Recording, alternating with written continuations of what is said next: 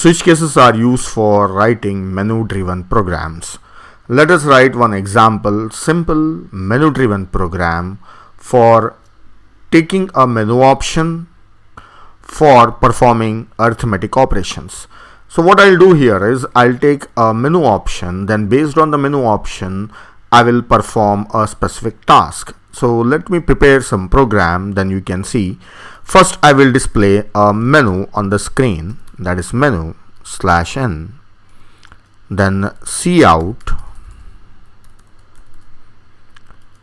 First option is add, then /n.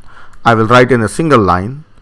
Then second option is subtract and /n, and third option is multiply and then /n.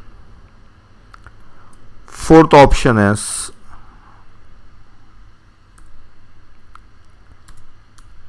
divide and /n.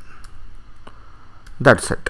So I have written in a single cout statement all four menu options. Then here I will declare a variable option.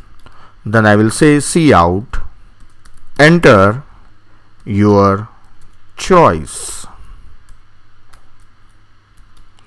Then cin, I'll read option from keyboard. Whatever the option may be, I will take two numbers and I will perform the operation based on the option. So for that I will take two numbers. So for that I am declaring variables, and also I will declare C. Then I will say cout, enter two numbers so that operation can be performed on them. Read A and B. Then switch based on option. If it is case 1, if he has selected case 1, then I will say C assign A plus B. A and B will be added and the result is stored in C. And if it is case 2, then C assign A minus B and result is stored in C. Case 3, then C assign A multiplied by B, then break. Then case 4, C assign A divided by B, then break. Now after this I will say cout, result is, then display C and also and L. That's it. This is a complete program with me.